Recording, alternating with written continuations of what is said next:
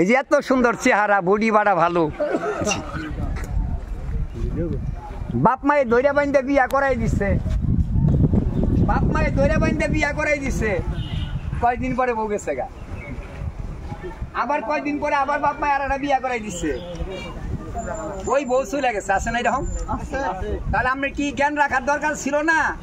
আপনাকে নিজের জিজ্ঞাসা করা, নিজের জিজ্ঞাসা করার দরকার ছিল না এই সমস্যাগুলা কেন হইতেছে, এই কাজগুলা কেন হইতেছে? তাহলে আমার ভিতরে সমস্যা আছে।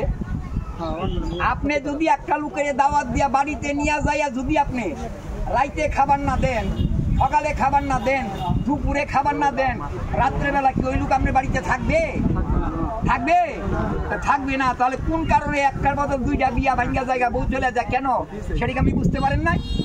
আপনি বুঝছেন?